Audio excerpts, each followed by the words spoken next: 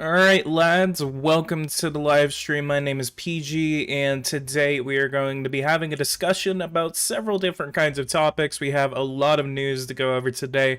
This is going to be the third of the Wednesday live streams that I've been doing, and hopefully we can do a lot more. Jadis, welcome to the live stream. Welcome, welcome, welcome. And my boy RG is here, Republican Gamer. Welcome to the live stream, everyone that is just now joining. Make sure to leave a like, subscribe to the channel if you are new, and then we will get right into it. So let's go ahead and start the discussion. So today we are going to be talking about the stimulus package. I hit the space button. We're going to be talking about the stimulus package that just got passed by the House of Representatives today for the coronavirus relief bill. So today we're just going to be going over what the bill contains and what we can expect in the years to come. Let's go ahead and just get this started. So the bill sends direct payments to many Americans, but they did kind of like lower the threshold for those that are getting it, and a lot of people are actually saying that it is a target on the middle class, that a lot of middle class families who got the stimulus checks the last two times are not going to be able to get it this time. We also have some news that this is going to be the last coronavirus bill if the virus stops mutating by the next couple of months. So bill sends direct payments to many Americans, expands child tax credit, and extends a $300 weekly unemployment supplement. The Senate confirmed. That's just talking about. But the Senate did confirm Marcia Fudge as Secretary of the Department of Housing and Urban Development. So New York Times kind of like gives you a really nice kind of summary, I guess. With the House passage, Congress clears the nearly $1.9 trillion stimulus plan for President Biden's signature.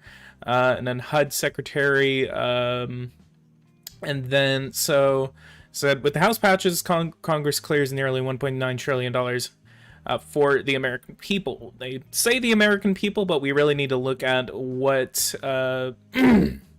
what is actually inside of it, because there's a lot of other stuff that they're not really saying that is inside of it. But there's a lot of big ones, the ones that we're spending basically more than $10 billion on, and it's unfortunate that they basically anyway, let me actually get on to I lost my train of thought there. Congress gave final approval on Wednesday to President Biden's sweeping nearly $1.9 trillion stimulus package as Democrats acted over unified Republican opposition to push through an emergency pandemic aid plan that included a vast expansion of the country's social safety net. By a vote of 220 to 211, so it looks like they actually lost 2 votes on this bill. All but one, actually only 1 vote, so they have a majority of 221. I thought it was 222. Cementing one of the largest injections of federal aid since the Great Depression. Mr. Biden is expected to sign the bill Friday, but all but one Democrat, Representative Jared Golden of Maine, voted in favor of the bill. It would provide another round of direct payments for many Americans, an extension of federal jobless benefits, and billions of dollars to distribute coronavirus vaccines and provide relief for schools, states, tribal governments, and small businesses struggling during the pandemic. Now, if I can actually go ahead and pull up what we are expecting out of this coronavirus bill, just give me 1 second.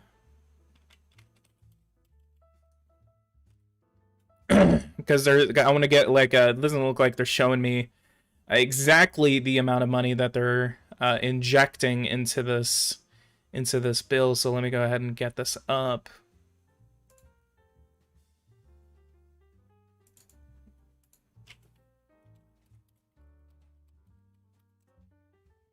But let me go ahead and continue reading on.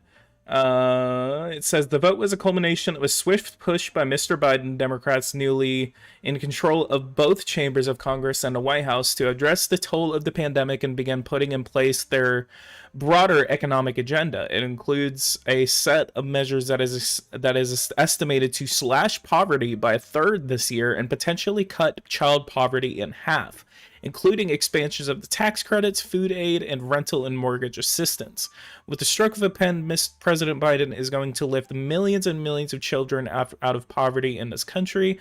It is time to make a bold investment in the health and security of the American people, a watershed moment.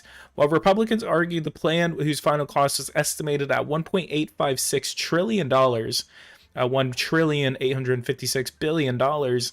It was bloated and unaffordable. Polls indicate that it has widespread support, with 70% of Americans favoring the package, according to a Pew Research poll released Wednesday.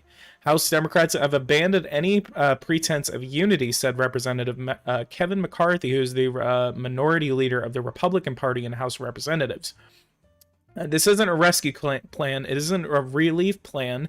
It is a laundry list of left-wing priorities and that predate the pandemic.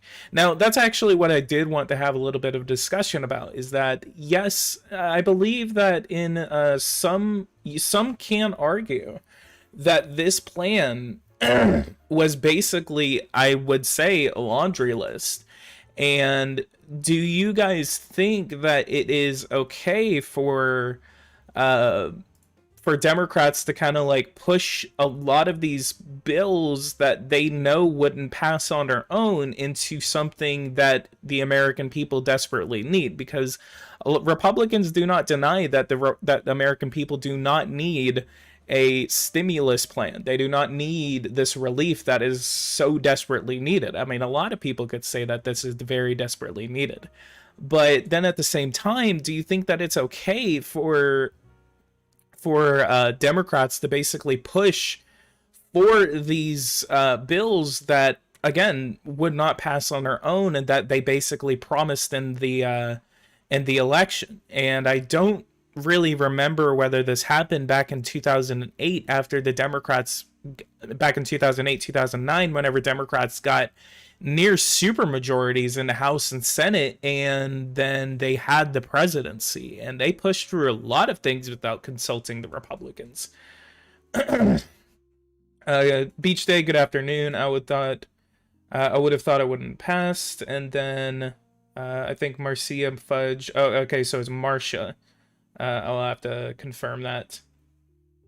The government is not always the answer to our problems. More government is usually bad. That's a very common view among a lot of different conservatives. So I wouldn't say I would agree or disagree for the terms of this live stream, but yeah, that is a view that is held by a lot of Americans. Guys, if you guys have any questions or anything to discuss, I do want to hear from y'all. But anyway, let's go ahead and continue on. House Democrats have abandoned any pretense of unity. Mr. Biden and congressional Democrats planned an elaborate effort to promote it throughout the country, racing the claim credit for the coronavirus aid and set provisions they hope that to make permanent in the years to come, and to punish Republicans politically for failing to support any of it. Final passage came less than 2 months after Biden took office, and about a year after cities and states across the country began to shudder to stem the spread of the coronavirus. The measure will provide $350 billion for state, local, and tribal governments, and $10 billion. All right, so I don't really have to pull up anything else. But $350 billion for state, local, and tribal governments, and $10 billion for critical state infrastructure projects. Only $10 billion for state infrastructure projects? I think divided by 50, I don't know. I mean, yeah, it's definitely not going to be divided by 50. I bet most of it's going to be going into like places like New York, Texas, and California. $14 billion for distribution of the vaccine. I guess that's down from $50 billion. I thought it was actually supposed to be $50 billion for the distribution of the vaccine. and then $130 billion for primary and secondary schools. The bill also includes $30 billion for transit agencies. There we go. That's a little bit better for that. $45 billion in rental, utility, and mortgage assistance, and billions more for small businesses and live performance venues. It would provide another round of stimulus checks for the American people, sending checks of up to $1,400 to individuals making less than $80,000 a year, and single parents earning less than $120,000 a year, and couples with household income of no more than $160,000. Federal unemployment benefit payments of $300 per week would be extended through September 6th, and up to $10,200 of jobless aid from the last year would be tax-free for households with incomes below $150,000. It would also provide a benefit of $300 per child for those age 5 or younger, and $250 for children ages 6 to 17, increasing the value of the so-called child tax credit. And then the legislation also contains a substantial, though temporary expansion of healthcare subsidies that could slash monthly insurance payments for those purchasing coverage under the Affordable Health Care Act. And for 6 months, it would fully cover COBRA health care costs for anyone who may have lost a job or had their hours cut, and who buy coverage from their former employer. Then we move on to the confirmation of the HUD secretary, but I don't think we're going to be talking about that. It says Blinken's Secretary of State will meet with China's foreign minister in Alaska next week. That's going to be interesting to watch. I'm definitely going to be watching over that. Secretary of State Anthony Blinken and Jake Sullivan, President Biden's national security advisor, will meet next week with 2 senior Chinese government officials. The Biden administration's first in-person diplomatic encounter with the chief foreign rival. But anyway, let's go ahead and continue talking about this stimulus check. Or not stimulus check, stimulus deal that just passed Congress. So I'm going to be reading through chat. Trump 2024, hey, what's up, y'all? Welcome to the live stream. I don't think I've seen you here. You may have been here a couple of times, but I cannot remember. That name is obviously something I would remember.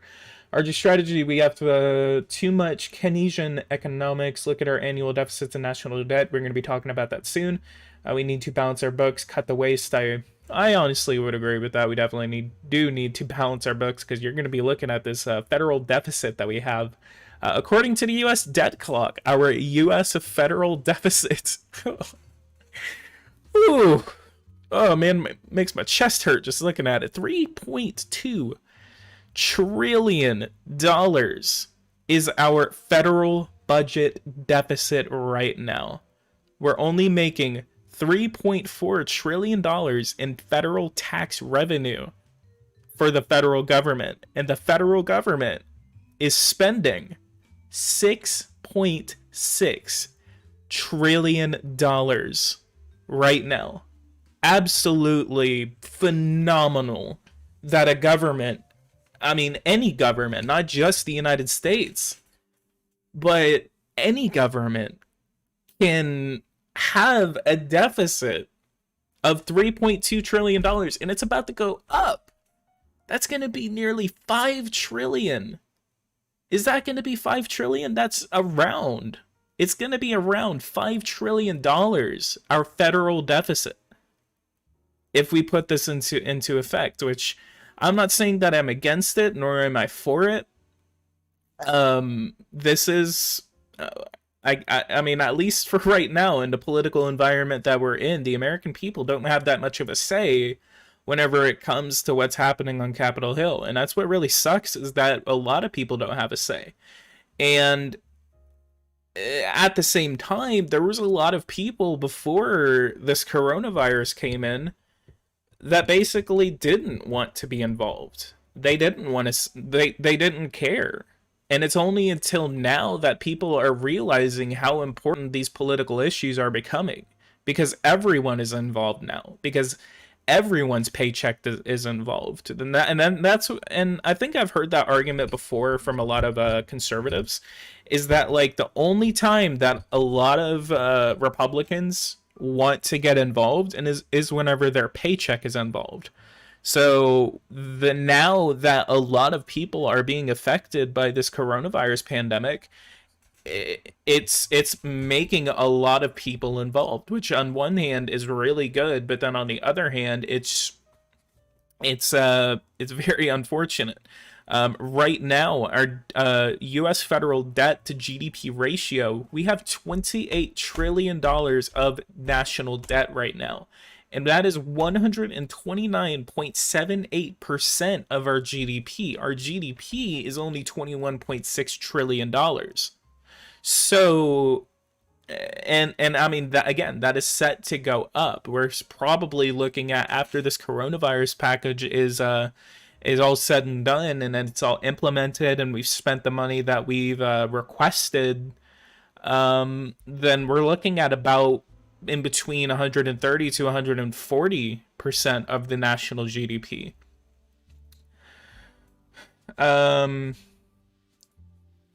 Jada says, bruh moment, I agree. RG strategy, yes, all of us have nearly $85,000 of debt. Wow, that is $85,000 per taxpayer. Debt per taxpayer. Debt per citizen is $84,000. Debt per taxpayer is $223,000. That's literally a mortgage for every single American of a decently sized house of maybe 2 or 3 rooms. At least in Texas, that's what you get. That is a mortgage for every single American taxpayer. That is crazy. Respectfully, Obama increased the debt in his first 4 years more than Trump did. I think I would have to say that Trump did gain a lot more debt under his term than Obama did, because for one, the tax cuts did add a lot of debt. I mean, we were 19 trillion dollars, maybe just on the border of $20 trillion whenever Trump got into office. And then by the time the coronavirus hit, we were at like $22 trillion because of the tax cuts. And then the coronavirus hit, and then we gained another $4 trillion, $4 to $5 trillion in debt. So, and another fun fact, yeah, I say fun, this isn't going to be fun in about 20 years. About at least before this coronavirus package was passed, 40% to 45% of the money that is in circulation right now, as we speak, the money that is in your pocket or in your bank account, that money was created within the last year. Think about that for a second. That 40% of the money that is in circulation right now was created in the last year. Before, that money was just created in increments. 2013, 2009, 2006. You can tell whenever these dollars were created. Whenever you look at, if you pull out your money right now, and if you look on the front side where the president, whether it's George Washington, Abraham Lincoln, or your big boy Benjamin Franklin, if you got one of your Benjamin Franklins in your pocket, if you do, make sure to donate it to this stream. But anyway, if you look, it says series 2001, 2006, 2009, 2013. That is the moment that dollar was pressed. So a lot of these are going to be series 2020 bills, and that's going to be something that's going to be very common whenever you look at your dollars. But the thing about it is that we are not that much of a risk of hyperinflation. There's actually a video that I'm gonna try to find and then put into the description of this video right here, and it's going to talk about why the United States is not going to hyperinflation yet. It is not saying that there is no risk of hyperinflation in the future, but it's going to talk about the amount of what do you call it? factors that have to go into a Germany hyperinflation. Compared to what life was when Social Security was passed, it went up. Minimum age should be around 72. I think he's talking about what do you call it? Retirement, I believe. Good luck losing elections if you want to cut Social Security. It's not even necessary. Do you get your political knowledge by PragerU videos? I used to. I know you're not talking to me, but I used to watch PragerU. My voice cracked. I used to watch PragerU all the time, but I actually kind of branched away from PragerU. Because they're always, I think they're more of a meme now than anything. So PragerU is okay in some aspects, but they kind of get off topic every now and then. Every country's life expectancy is going down because of COVID right now. The United States actually lost a year of life expectancy because of COVID. If you decrease Social Security during a pandemic, it's just stupid. I mean, that's the I would need to see some I want to see some polls on that, because I'm not saying that I want to cut Social Security. I actually held that view for a little bit, where I was just like, one of the things that we need to cut is Social Security, but kind of like was just like, nah, I don't see the benefits, because whenever I look at something, I always think about the pros and cons, and the pros of Social Security versus the cons kind of outweigh each other. So Social Security, at least right now, is still very valid and needed, I guess. Would be a good word for it. Defense spending, yeah, I would say defense spending could go down. Defense spending is one of the biggest ones. I mean, I think I'm looking at it right now, $722 billion is how much we're spending on defense, on the Department of Defense. So this is for all branches of the military, including black budgets, equipment, operations, maintenance, personnel, and war. That was actually down to about less than $500 billion whenever Obama left office, and then it accelerated to like $700 billion as Trump's budgets continued to come out. Musa Reaper, welcome to the live stream. I still want to have that discussion with you. You need to join my Discord so we can have that discussion in a later live stream. Did Biden increase Social Security in his stimulus package? I don't think they talked about Social Security in this one, because this one was just basically I don't know if this one was more of a government spending package. They treated it like a government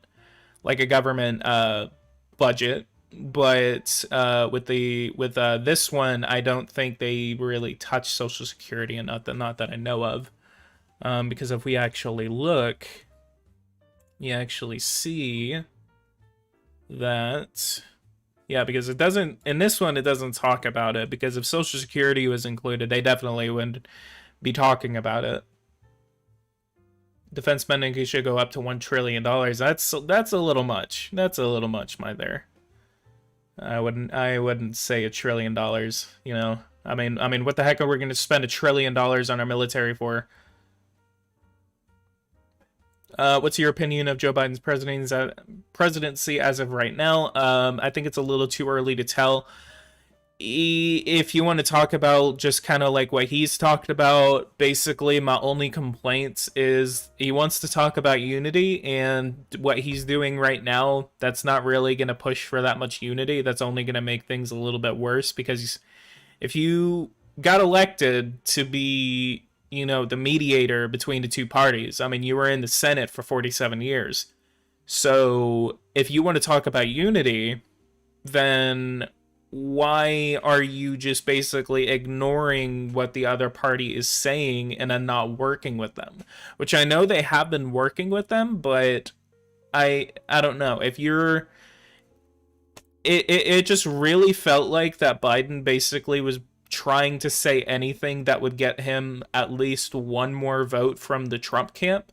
And that's going to hurt him in 2024 if he decides to run again, or even if another Democrat decides to run again, because that's just going to be tainted words, I guess. Because that's going to come back to bite the Democrats whenever they try to say we want 4 more years of Democratic rule, and people are just going to sweep a Republican back into office just because of the way the Democrats are acting right now. Now, according to Biden's approval, let me actually pull this up if we could actually look at his approval rating. And then I could actually talk about why I'm saying that in accordance with his approval rating. So if we actually look, President Biden's approval rating is positive. President Trump's approval rating never got above, what was it? 45, 46, 48% at most. I mean, one of the things about being president is, yeah, you're going to be able, Obama was basically elected upon a 51% approval rating. It's just that you're backing out on a lot of things that you basically said on the campaign trail. And that, and I know that politicians do that. But should it be politically acceptable to do that? Because whenever you talk about what a lot of people were wanting right now, people want accountability. And that's why a lot of people are mad right now, is because politicians are not held accountable for promises that they break and promises that they back out on. So that's one of the things about that, and that's why the social environment right now is so just, uptight, is that a lot of politicians have never been accountable for their actions.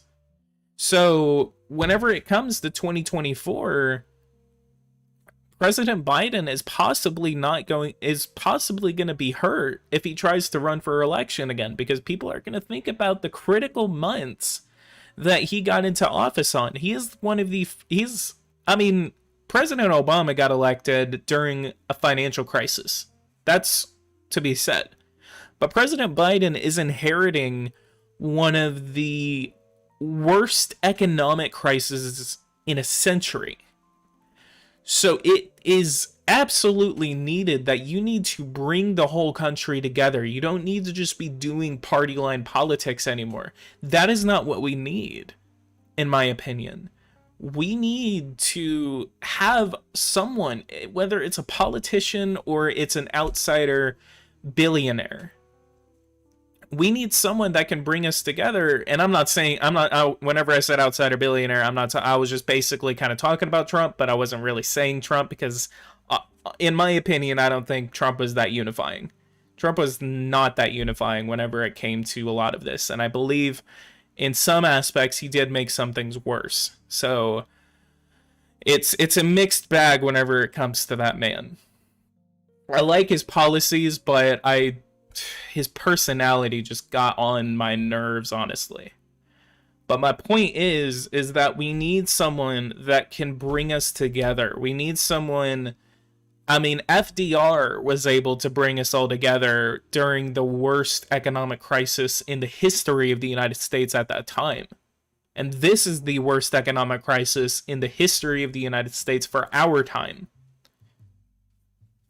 Trump 2024 says that his personality sucked. I agree. Yeah, I would definitely say that his personality was very annoying. Let me go ahead and read through chat real quick. Approval ratings is useless at this point. Possibly. I would take approval ratings with a grain of salt. I would take polls with a grain of salt. The only reason that I'm pulling this up right now is to kind of just make a point, because in some aspects, polls are able to kind of see what the hell is going on, but then on other times they're not. So again, take it with a grain of salt. I don't see one person bringing Americans back together. Only a common enemy that could do this at this point. That would be China. If something happens between us and China, that would obviously be the common enemy. And that is really what it's starting to come down to. And that's why I think geopolitics and international relations, PG, it's Michael, you know. Oh, it's, hey, what's going on, Michael? Welcome to the live stream. We still need to have that debate. I would love to have that debate now. I know I said that I wanted to have that debate with you several months ago, and things just came up, and I was not able to have that debate. But if you want to have that debate, I would love to have that debate with you. FDR was a liberal elected in a landslide. Exactly. Unless you were to face an immediate threat, Americans have no reason to unify anymore. Yeah, that's one of the biggest things, is that we haven't had a common enemy. We haven't had, basically, I guess that's the thing about the American way, is that usually we go through some of the worst social environments, and then usually there's always some sort of conflict that starts that basically brings us rallying around the flag again. I mean, 9/11 was semi the last part, but that sort of kind of like put us on a downward spiral, because of what action was taken afterward. Because not really Afghanistan. I really feel like if Iraq happened, I gotta get back and get Discord back soon. I always forget. Yeah, definitely come back into the Discord, and we can have that debate. Muse the Reaper, I would also still like to have that debate as well.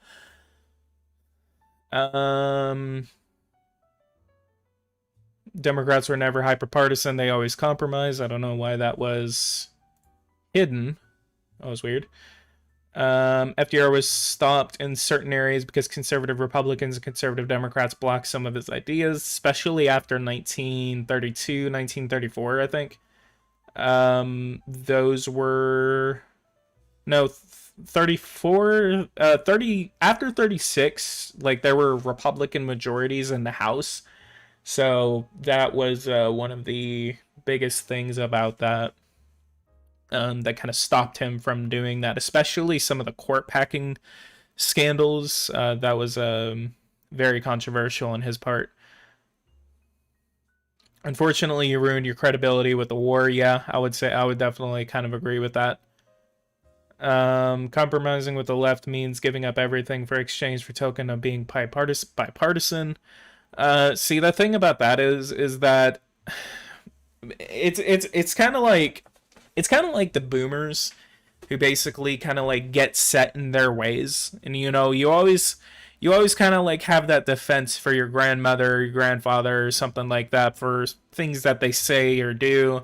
And you say, I can't do anything about that because they're set in their ways. And the thing about that is that is very dangerous thinking whenever it comes to where we are right now.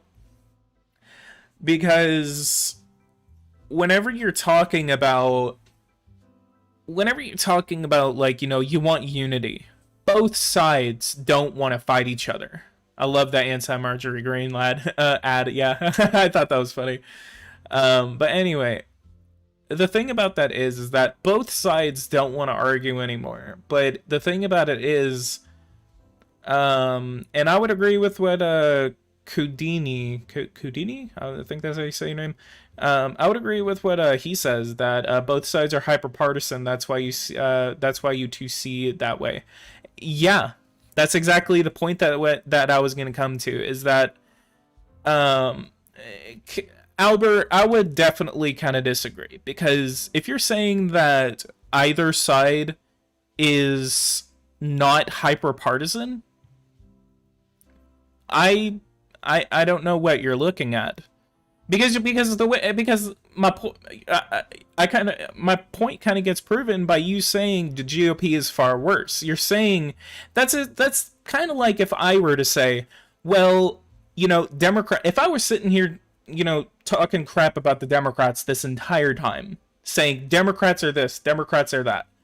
Or if I was a Democrat saying the same thing about Republicans. And I know plenty of not just, you know, small YouTubers, but people that work for, I mean, these big media conglomerates like CNN MSNBC.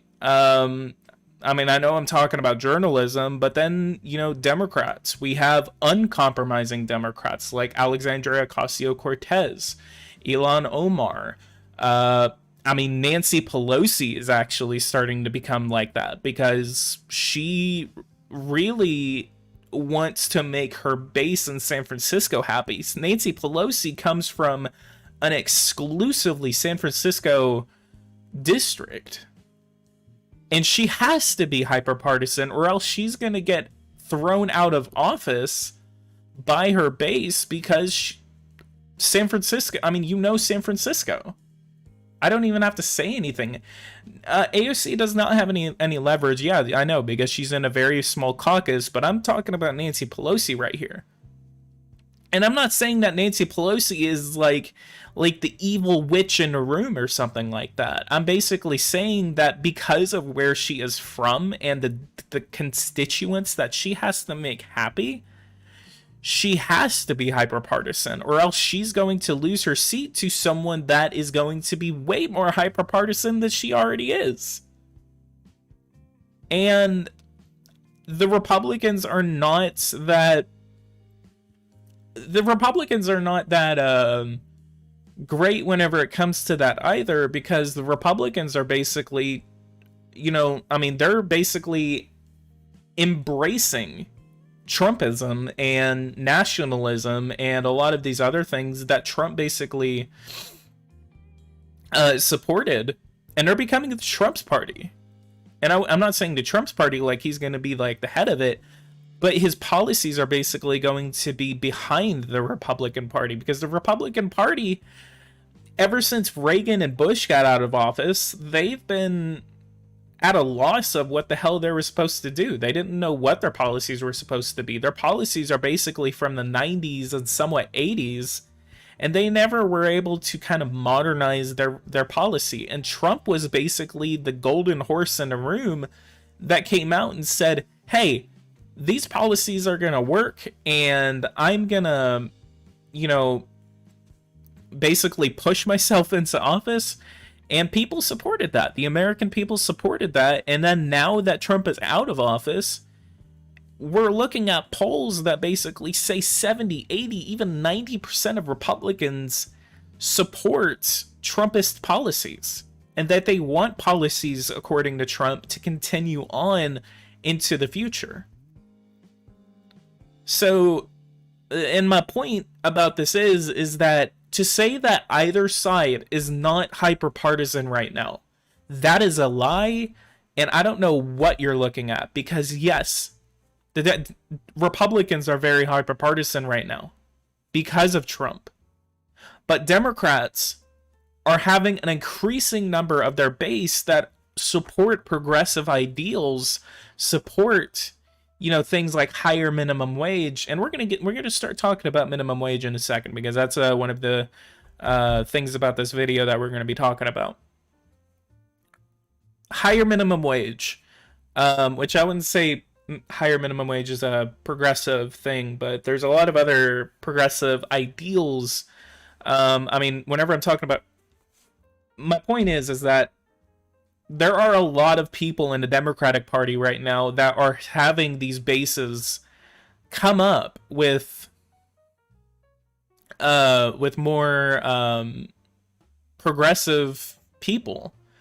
And I mean, and again, my biggest point is that the Speaker of the House of Representatives right now is from a progressive district, and she has to be progressive, or else she's not going to win her next election in 2022. And I think she said that after 2022, she's actually going to retire. She's going to step aside. So we're going to have a new Speaker of the, or not really Speaker of the House. Well, actually, yeah, Speaker of the House if the Democrats keep the House in 2022. PG, do you think Mitt Romney will win another term? It's going to be really hard to say, because I don't know Utah that well. I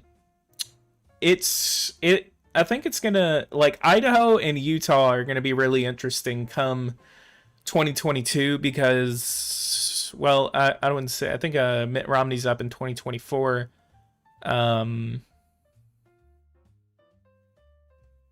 Can't stand this idea that government activity equals socialism. I wouldn't say that it's Okay, I'm gonna say this because Muse actually makes a really good point here. Americans don't understand socialism. Socialism, specifically in relation to the means of production. If one doesn't believe in workers owning them, they're simply not a socialist. Okay, so the point to that is that European socialism is completely different because a lot of people right now want to implement the European style of socialism in the United States. So if I were to say the term nationalist, in Europe, a lot of people would get really upset at that because American nationalism is completely different from European nationalism. European and Tripster, my friend Tripster, who was in the last live stream, made a really good point about this. European nationalism, actually, I don't think this was Tripster. This was actually in another live stream that I was listening to. America First Mapping. So shout out to America First Mapping. Go ahead and watch his live streams. Yeah, I think he's doing it every week too. The thing about American nationalism is that American nationalism isn't really about race as European nationalism is. European nationalism is actually a lot about race. But whenever it comes to American nationalism and often just classical liberalism, in some ways, yes. But whenever it comes to American nationalism, American nationalism is basically the idea of America kind of like standing by itself, but then also kind of coming, like we don't want to be the one to have to help other countries. Because that's basically what America is right now, and that America is always going to be involved in other countries' affairs. And that's, I think, what some of what Biden's foreign policy is going to be pertaining about, is that America is back in terms of bombing Syria, in terms of being involved in the affairs of other countries, and some modern people, especially some past presidential candidates who didn't really get into office, they even said that interventionism isn't the best thing. One of the things about American nationalism is that it's very anti-interventionist. It's non-interventionist. So a lot of people, especially a lot of Americans right now, don't want to get involved in other countries' affairs. We don't want to get involved in elections. We don't want to get involved in just in general. American nationalism is just a hop, skip, and a jump from neo-fascism. You're gonna have to support that there. I don't know why it would be, because I don't know. I'm just because I don't want to get demonetized and my channel taken down, I'm not going to talk about fascism. Not because I support fascism or anything. I absolutely do not. It's just the topic of discussion. A lot of it's controversial, and I think I would run the risk of losing my channel or something like that. I don't know what they would do. I just don't like to go down that route, I guess. Albert J says, please, for the God's sakes, isolate. That's basically what Trumpism was, is that we weren't really getting involved in the affairs of others. And that's what a lot of Republicans now in the United States believe, is that we don't have the ability, we don't have the money, we don't have why should we get involved in the first place? Trump 2024, populism is better than nationalism. I think populism and nationalism are actually kind of rooted in the same cause, especially whenever you're talking about America. Because again, whenever you're talking about populism in Europe and populism in America, those are completely different. So I actually would consider myself a populist, mainly because I don't think the establishment right now cares that much about the American people. I don't think that the establishment cares. And then that's whenever it comes to like that, a lot of left-wing populists don't like the funny thing about America right now is that the left wing and the right wing progressives right now are basically left wing populists. But the thing about left wing and right wing populists is that they disagree on who the establishment is. The idea of left wing populism in America right now, or progressivism, is that the establishment is basically white supremacists, or they believe that the establishment is, hey, what's going on, America First Mapping? Welcome to the live stream. This is actually what I was talking about, because we are basically having a discussion right now about what we kind of had a discussion about on the other live stream, where I basically we were talking about nationalism. We were talking about the differences between American and European nationalism. Definitions and meanings are different in different nations. I agree. I would have loved if Trump kept his promises about staying away from wars. Actually, if you really want to talk about that, basically Trump was the first president since President Jimmy Carter that didn't get us directly involved into another major war. Obama's wars were basically the war against ISIS, the Libyan war, etc. I mean, I think you know what I'm talking about whenever I'm talking about Obama's wars. Iraq, that was Bush. Bill Clinton got us involved in Iraq several times. George H.W. Bush, the Gulf War. Reagan, I don't even have to talk about Reagan because he got us involved in a lot of wars. So I think really the only major action that President Trump made in his term in office was the Syria strike in 2006 in 2017 in April 7th or April 9th, 2017 was whenever President Trump made a major military action against Syria. And that was in response to alleged use of chemical weapons. And then the second major strike was the assassination of Qasem Soleimani of Iran. And that basically had us on a thin hair's edge of going to war with Iran. Because, I mean, Iran basically shot missiles back at us at a base housing thousands of military personnel from the United States, and we almost got involved. And they basically said that if one American had died, the general of that base said that they had a plan to hit them back, and then that would have started a wider conflict, because that would have obviously required a retaliation. Because if we're losing troops and we don't do anything, that would be...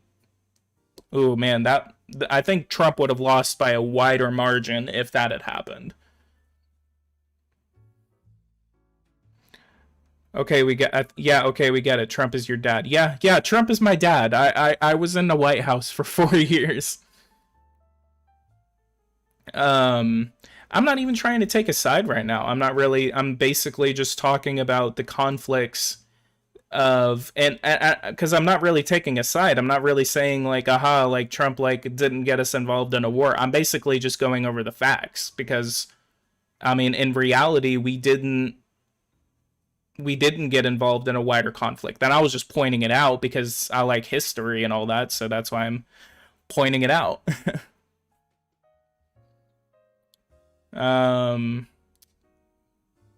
He didn't even continue wars. He just got rid of terrorists. That was last year. Where was North Korea? And yeah, that's actually the other thing. North Korea did stop doing nuclear tests under Trump. I have yet to see, but hopefully they kind of got the message under Trump, and then they probably know that Biden would do something if North Korea were to do something. I'm not doubting that The Trump your dad joke wasn't directed at UPG. Oh, okay. I was like, yeah, he's totally my dad. I was in the White House for 4 years. Um, Oof, Democratic Party. Oh yeah, I actually heard about that.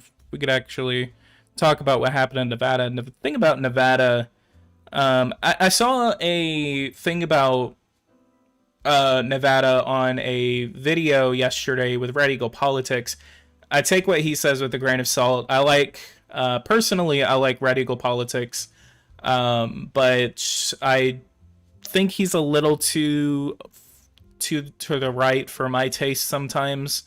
Not saying I don't agree with him sometimes. I think he gets the right message. I think Red Eagle is actually pretty cool. Personally, he is really cool. I've known him for a while, so.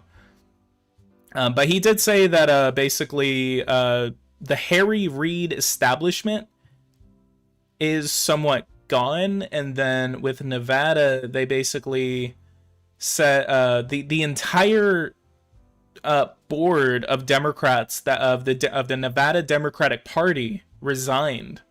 So it's going to be interesting to see what happens in Nevada come 2024, even 2022.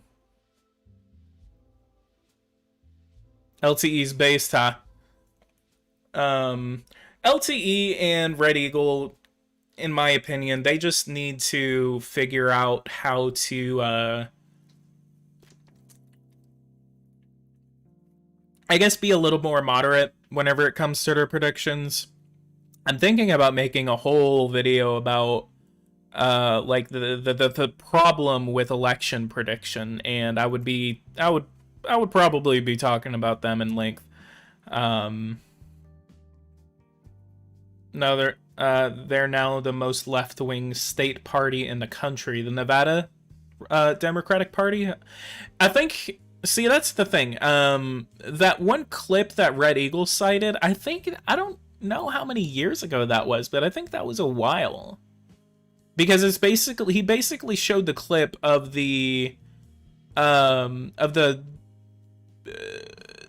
were at the convention or something like that, and then they basically were citing like gender pronouns and all that.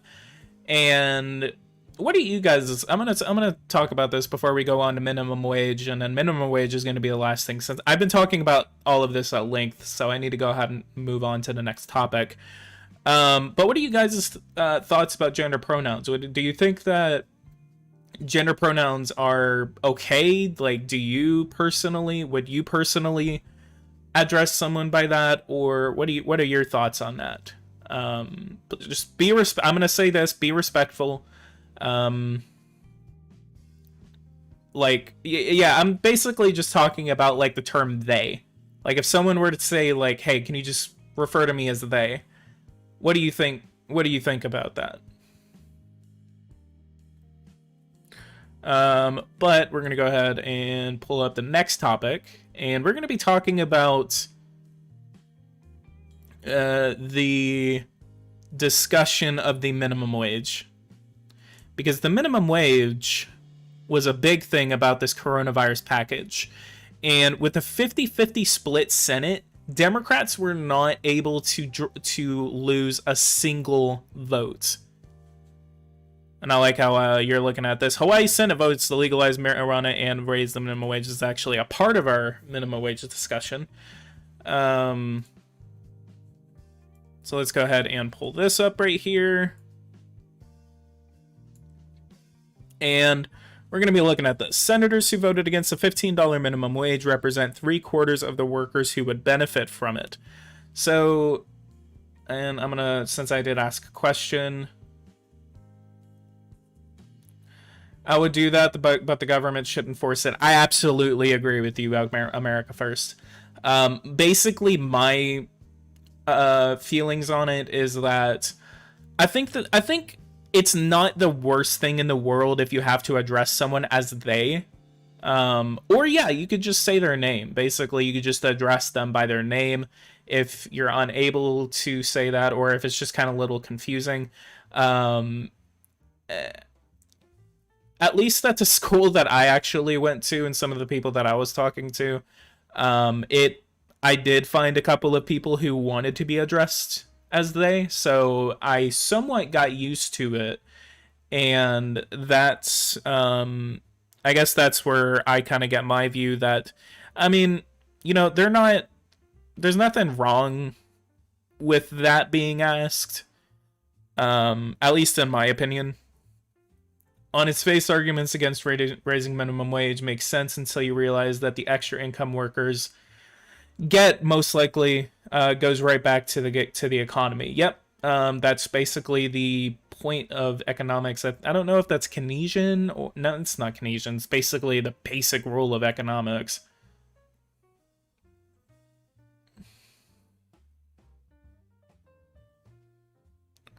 In reality, no one cares much either way from a loud minority of people. Yeah, basically. I think a $15 minimum wage is too high federally. Increase it to $10 and then adjust that at the county level each year according to inflation. All right, so we're going to go ahead and move on to inflation. So senators who voted against the $15 minimum wage represent 3/4 of the workers who would benefit from the increase in minimum wage. Then it says a new report from the Economic Policy Institute looks at who would benefit from $15 minimum wage. It found that 24 million workers who are in states where senators voted against it. The wage hike wasn't included in the stimulus package after 7 Democrats have voted against it, and I think we're going to be talking about the Democrats that did vote against it.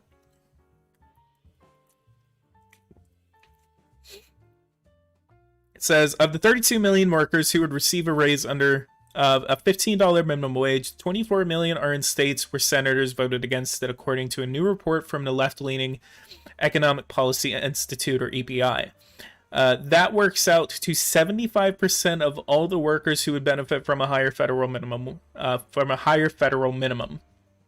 32 million who would be impacted represent 21% of the overall workforce, according to the report. Senator Bernie Sanders pushed to include a provision for raising a minimum wage to $15 by 2025 was voted down on Friday. 7 Democrats, we're going to be looking at that, including moderates Joe Manchin of West Virginia and Kyrsten Sinema of Arizona, joined Republicans in voting down the measure. Also voting against it was independent Angus King of Maine, who is an independent but sides with the Democrats. So that's where the Democrats kind of get, because the Democrats basically have 48 seats, but they have 2 independents that are caucusing with them. One of them is Bernie Sanders, and then the other is Angus King. I think both of them are from... Oh, yeah. Okay, so the independent is from... Yeah, so Angus King is from Maine, and then Bernie Sanders is from Vermont. So again, 2 independents. The EPI report also found that increasing the federal minimum wage to $15 an hour by 2025 would also benefit America's essential and frontline workers. It would be a wage hike for 19 million of them, around 60% of all workers impacted. So what I want to talk about is... That's surprising. He always votes partisan D. Yeah, that's a big thing that Angus King, of all people, like the fact that Angus King, I mean, you don't hear about him that much. Like, that's crazy to see that he would vote against $15. Anyway, let's go ahead and look. Oh no, a small business owner who had to reduce his business hours back when the minimum wage was last raised. $15 an hour is much higher than $15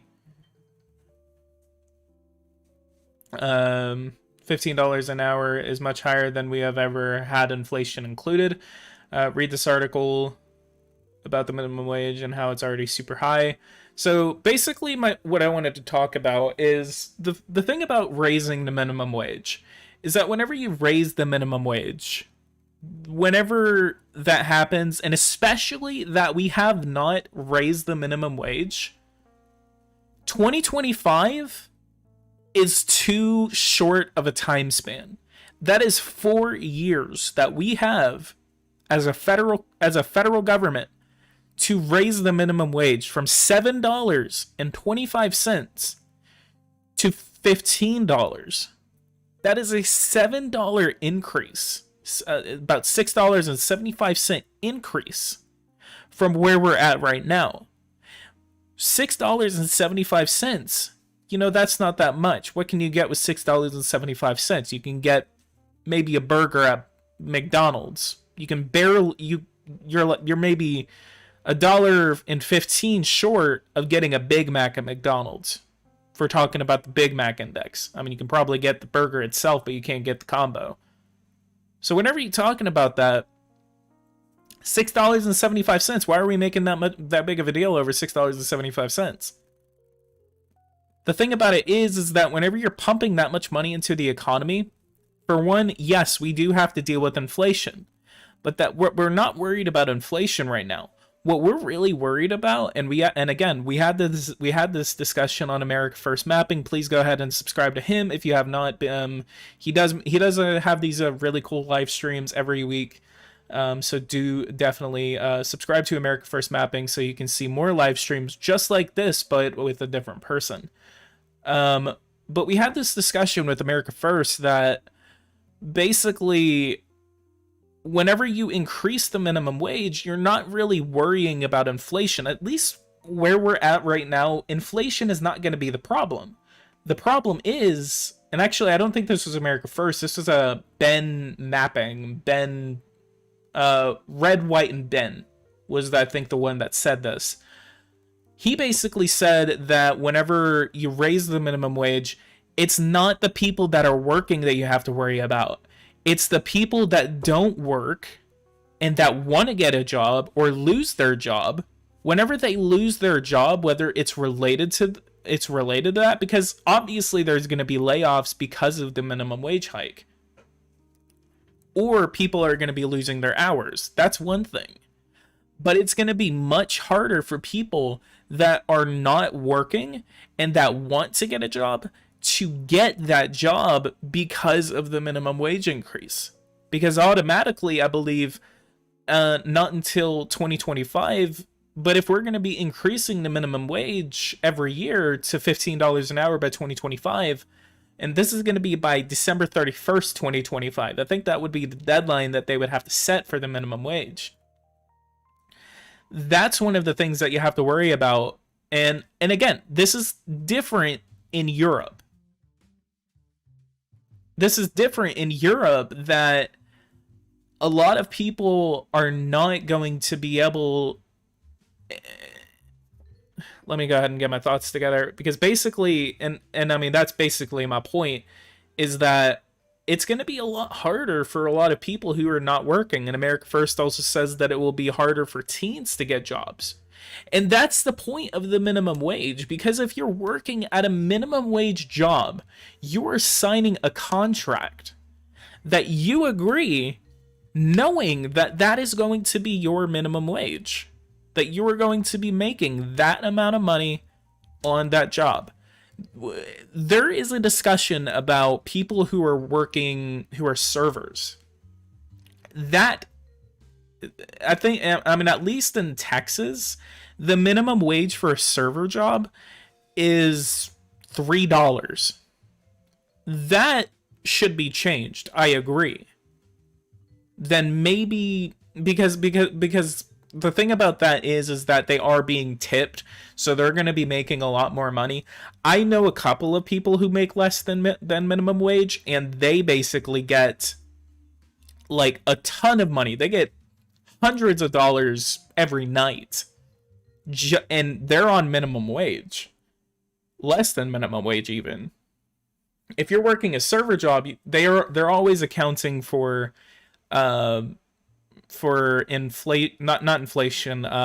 tips, because you're going to be making tips no matter what. As long as you're a good server, then you're going to have people who are not going to want to tip, or can't afford the tip. Especially in the economy that we're in right now, a lot of people are not going to be able to afford that. But then it's socially acceptable to tip because you're going out to eat and you're being served by someone. It should be invalid because we should base our economic perceptions based on facts and statistics, not emotions. I kind of agree with that. I'm gonna talk about that in a second. Of course, the federal minimum wage can account for all the nuances involved, but the costs of not having a standardized baseline is too much not to have it. Ridiculous, contrary to popular belief, feelings don't care about your facts. All right, Ben Shapiro. We have a standardized baseline federally. It's 725, and facts don't care about your feelings. All right, we got 2 Ben Shapiros in here. People shouldn't work for the economy. The economy should serve the people. I think I've heard that argument before. If the economy fails to do that, it is unfit for purpose, regardless of its material output. Again, Muse, if you want to be on next week's stream, I would love to have you on here. I would love to have a discussion with you. Or RG strategy. I need to drag RG on here one time. States that don't have set minimum wage use the federal baseline. Yeah, basically. And I live in one of those states that do not have the baseline. Because, and for those who are watching that possibly do not live in the United States, the thing about the federal minimum wage is that not everyone is living on that wage.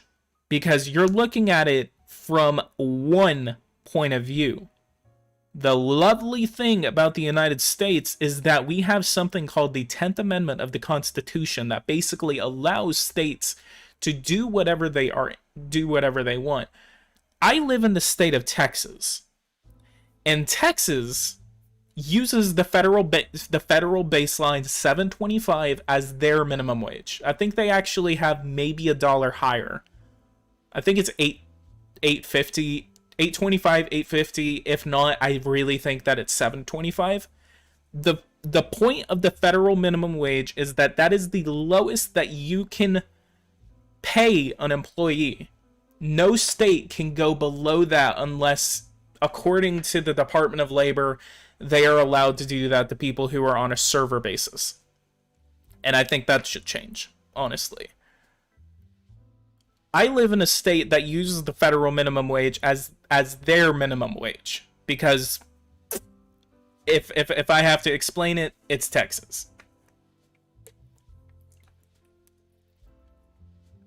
Going on, basically, there are so many other states right now. I mean, I think I can actually look this up.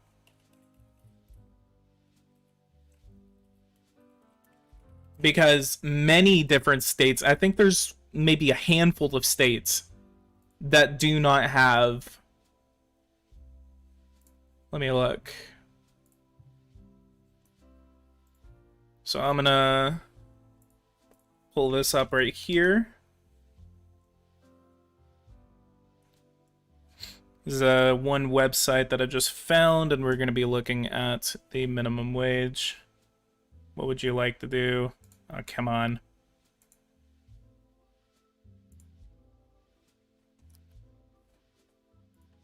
We're gonna... There we go. Okay, so if we're looking at it right here, Washington has $13.50. Oregon, $11.25. California, $13. I think they actually voted to increase it to $15. In states, and yeah, actually, so it's actually looks like 2 or 3 handfuls of states that have a minimum wage around or below $12. So we're looking at North Dakota, Kansas, Oklahoma, Texas, Utah, Idaho, Wyoming, Maryland, actually. It's interesting. Well, actually, not even Maryland. West Virginia. Virginia actually has a lower one than West Virginia. So I'm gonna talk about this real quick. Whenever you're talking about the minimum wage, you're counting, because the thing about the minimum wage, and I actually made this argument. I hate the iPhone spell checker. Yeah. You could argue that maybe $12 is acceptable. Yeah, I'll make a point about that in a second. What I actually had this discussion about on America First was that whenever you want the minimum wage to go up to $15 an hour, the people that push for the $15 an hour minimum wage, even they say that that is not enough. Why is $15 not enough? Because in places like Oklahoma, Kansas, if I'm living in somewhere outside of a major city, I think $15, I mean, even $15 is like overkill in some places. Because you're not accounting for the cost of living. And the thing about that is, and that's one of the reasons why I think that it's a really bad idea to go to 15, $10 is fine. $12 max. But whenever you're talking about $15 an hour, $20 an hour, $25 an hour, you're thinking about it as in, you know, if you live in Los Angeles, if you live in New York City, if you live in Dallas, if you live in Houston, if you live in Miami, if you live in Northern Virginia, of all places, Chicago, Milwaukee, Detroit, you're thinking about, you know, if you live in an urban city, suburbs are a little bit cheaper. Actually, suburbs are starting to become more expensive, so it's a little bit, I think I'm talking about the suburbs here. Because this ends up becoming like an urban, suburban, rural argument. Because the thing about living in the United States is that cost of living is completely different in every place that you live. If I were to work a job remotely and I were to move to Nebraska, Montana, Idaho, Wyoming, Jesus Christ. If I were to move to Wyoming, I would be making so much money compared to the cost of living there. I mean, I would be able to save up tons of money. And then, not only does it change whenever you go by the state, it changes whenever you go by the city. Detroit has a different minimum wage. Dallas has a different minimum wage. Los Angeles, San Francisco, they're always going to be around the minimum wage. Seattle, Washington State has a $13.50 minimum wage. Seattle has a $15 minimum wage. So the thing about living here is that every state, and then every county, and then every city will always have a different law in some aspects. Sometimes you go into cities that don't change their laws according to the state or federal level. But you do have these cities that take initiative on that. And if you actually press on your locality hard enough, they're gonna change their law. And that's only if that locality and the people in that locality have the support for that law, whether it's minimum wage or anything else. Because you can always change it on the city level, on the county level. I mean, even tribal areas, if you live in a tribal area in the Choctaw Nation, in the Navajo Nation, in the Chickasaw Nation, or anywhere in a tribal area in South and North Dakota. Again, anywhere that has a tribal government. That also changes because they make their own laws. They basically are their own government. And again, if you press them hard enough, I mean, I think whenever it comes to Chickasaw, Choctaw, or Indian reservation, not really reservation, just nation. I just call them nation. Which, I mean, that's honestly what you should call them. My point is that if you press your local government hard enough, they're going to change their law. And that's really what it should come to, is that a lot of people should press their localities to do it. They shouldn't go straight to the federal government and say, hey, change this law and force everyone else to do it. Because that's only going to piss off a lot more people than it is going to help. But then the benefits of doing it on the federal level is that you're not leaving anyone behind, because someone in Odessa is going to be making way less than someone in Chicago or New York or Los Angeles. So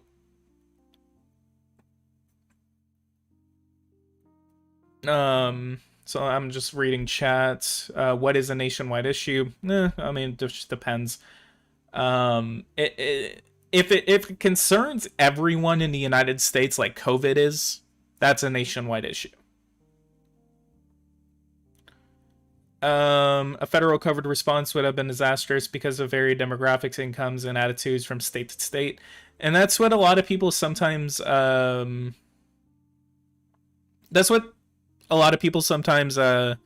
of need to realize, is that it does end up coming down to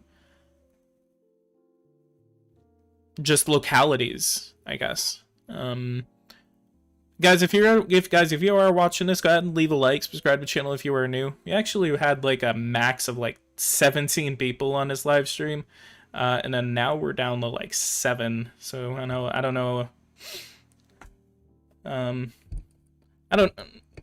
mean, we've been having a pretty productive discussion. Next time, I need to make sure that I have someone on. That way, we can actually have a discussion instead of just me just going on a rant the entire time. I'm half joking, but America is a bit of a fake nation. Oh, you're just talking about the differences between state and federal governments. I like states having powers, but to the right balance. I would agree. The federal states should have the power to tell people to get in line or shut up. Yeah. At the end of the day, it is a global pandemic. Yeah, in some aspects, I do agree. But then at the same time, if we're gonna have that, and that's whenever it comes about how we interpret the Constitution. Because if you're gonna have a federal constitution, and that's the difference between England and the United States, is that in England you don't have a codified constitution. And I know that's a big discussion in England about whether England should have or Britain, I'm just going to say Britain, if Britain should have a codified constitution, because Britain is basically, they just go by traditions and what's socially acceptable, I guess. In the United States, we have a codified constitution that's basically, here are the rules of living here. Here are the rules of what you can do. And then everything else is left up to the states according to the 10th Amendment. So that's the fun thing about having a codified constitution, is that it basically is something for the people to look at and say, those are my freedoms I love. And then they could just say, yeah, my constitution. And then, I mean, there's a lot more other countries that do have codified constitutions. I think France has one, if I'm not wrong. I think Americans aren't afraid enough of power. Americans are too afraid of power. Yeah, that's a discussion for another time. But let's go ahead and get this video up to 20 likes. I want to go ahead and get up to 20 likes on this video before we close out for today. But it says, what is the federal minimum wage? Minimum wage set at $7.25, but many states, counties, and cities have their own mandates. Additionally, 43 cities, counties, and other localities increase their minimum wages beyond what their home states require. So again, I am so sorry. 43 cities, counties, and other localities have changed their minimum wage higher than their states.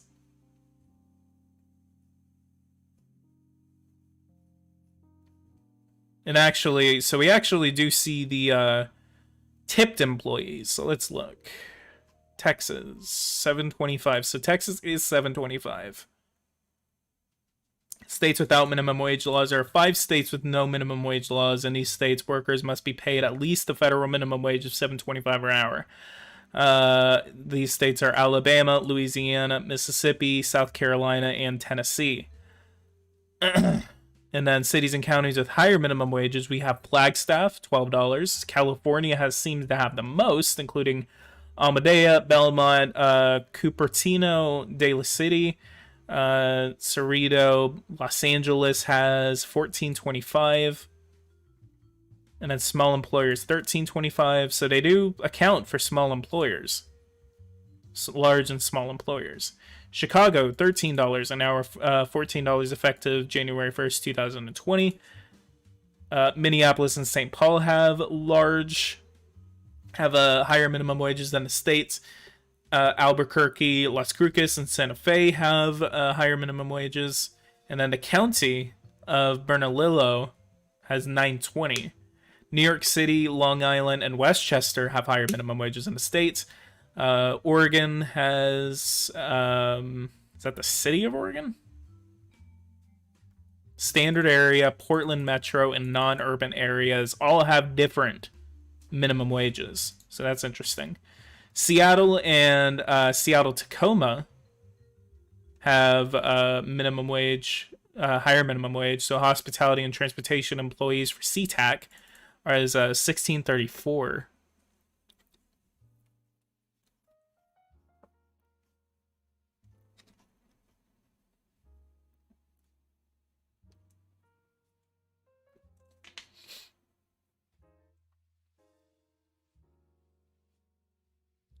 Unfortunately, our people have not been educated about it, and most don't know that it even exists. SeaTac Washington has minimum wage of over 16 hours an hour. Just read that. I don't often say this on that front. California deserves credit for doing the right thing by their citizens. At least California sometimes accounts for different things. Well, I think a lot of people give them a lot more crap than they deserve credit for. Sometimes I do think that the way California does things is a little better than a lot of other states because they are so big that they actually have to account for that. Being the highest population state, that's smart. And I know California and New York does it. Texas is literally just the biggest state that doesn't do stuff like that. So I would say that a lot of the crap a lot of people give California it's not really founded, I guess. But then at the same time, there's a lot of other aspects that California is going downhill on. So I would say that California is somewhat of a meme in some aspects. Crime in general is skyrocketing. Yeah, it is. But then again, I don't live there. Same here. So I can't really say anything about something I've never been to and I've never lived in. But I know conditions in places like San Francisco. Basically, in San Francisco, their laws are basically like, you can't... If you steal less than $500 worth of merchandise, you can just walk out. No one's going to stop you. You can't get arrested for it. You can just do that. And people do that every day. You have people using needles on the streets. You have needles left on the streets. You have people defecating on the streets. And that's not illegal. California has no laws against that. The city of San Francisco basically allows that to happen because they wanted to lessen the strain of people that were getting thrown in jail for those crimes. I mean, I say crimes, they're not crimes whenever you're in San Francisco. So it's a mixed bag whenever it comes to California. On one hand, I do like some of the ways that they handle things. I like some of their laws. Just being the largest state, it's a good start. But on the other hand, it's a little embarrassing to see what happens. But again, I do not live there. I'm literally someone who lives in a state opposite of them. Both politically and economically and just generally. So I don't know anything about California. I've never even been there before. What I hate most about California is their most cancerous culture, which they impose on the world, not denying that they're doing badly. The talk seems a bit OTT. Out there? What does OTT mean? I don't see much of the California criticism coming from the left, so it seems like a partisan thing to an extent. It is more of a partisan thing to an extent because a lot of people kind of like, especially Republicans, they basically point at California and say, like, oh, well, they like it's California, it's like they're just like home to liberals, blah blah blah blah blah blah. So on one hand, yeah, it is more of a partisan thing whenever it comes to America because I mean I live in Texas and more people there are more people the population of Texas is going up. The population of New York and California is going down. If you can guess where those people are going, I mean, tell me. And I'll tell you. They're coming to Texas because Texas has in Texas, we don't have an income tax. We don't have a state income tax. All we have a gas tax, we have an oil tax, and we have a sales tax. And we also have property taxes, but that's more of on a city level. But the state also has its own property tax too. So California, they have taxes out the wazoo. Same thing with New York. And they're all coming to Texas because, and especially whenever it comes to companies don't have, like whenever you're in California, it's more of a better business move to come to Texas because you're not paying that much in taxes. It's the more liberal parts of Texas that are getting most of the population. I think isn't most of the population migrating to urban areas of Texas. Not urban areas, actually, it's the suburban areas. So in Texas, we have several major cities: Austin, San Antonio, Dallas, Fort Worth, Arlington, Houston, Candyland, etc. So whenever it comes to Texas, a lot of people are moving to the suburbs. Denton, Louisville, Flower Mound, in Houston, Round Rock, Pflugerville, San Antonio. I can't think of a San Antonio suburb. Houston, they have Candyland. I'm Candyland. Candyland. Sugarland. I mean, yeah, what's the difference between candy and sugar? Sugarland. The Woodlands. Harris County in general. Because Houston is actually the largest city by population in Texas. They're all moving to the suburbs. And the suburbs are increasing in value, and that's actually one of the biggest political issues in Texas right now, is that it's always about what the property taxes are going to. Because property taxes are going up because the value of the land that the suburbs sit on is going up. Because more people, especially from larger population states, are moving to those suburbs. So that's one of the biggest political issues right now, is because people don't like that how the property taxes, especially for the state and localities, are going up. And the state is actually working with the localities to get property taxes down so people can actually come out and vote for lower property taxes in the next election.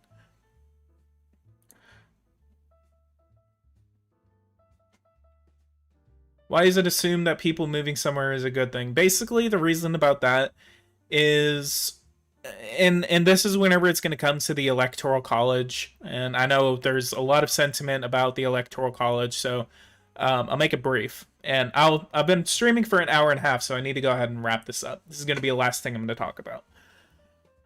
The thing about moving in the United States is whenever you have a population of a state, California and New York, for example, it always comes down to the amount of electoral votes that state is awarded.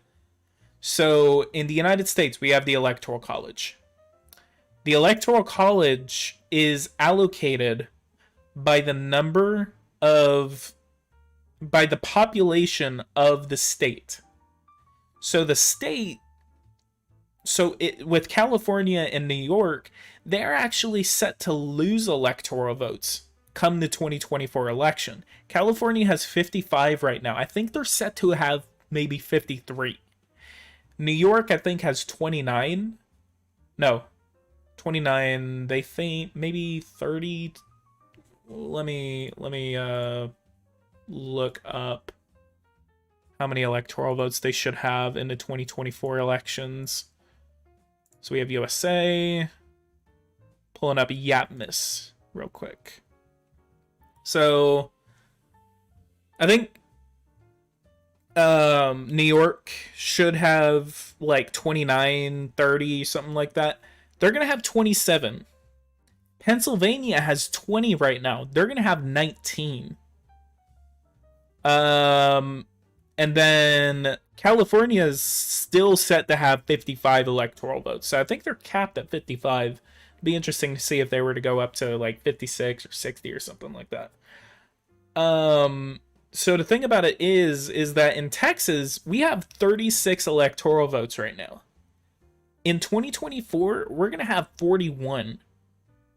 So Texas is going to be an even bigger prize for either side to win.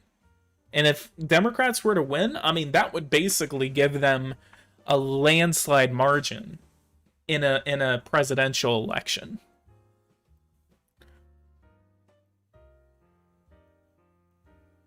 I just meant in terms of people who are, so... But anyway, the point about that is that basically whenever you're living in a... so let me actually pull this up. And then this is going to be the last thing that we're going to discuss. Workist? What the hell is this? Come on. Come on.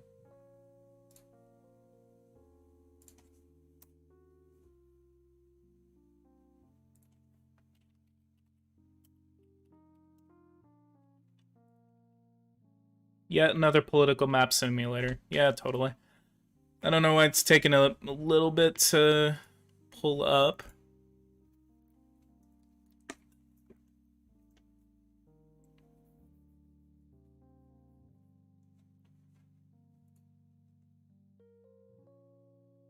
Okay, this is not gonna pull up, so I'll just go ahead and. But anyway, basically my point is whenever whenever it's comes to the United States, basically the biggest thing about whenever you're moving or something like that, it always comes down to how many electoral districts you're gonna get, how many electoral votes you're gonna get, and that always changes every 10 years.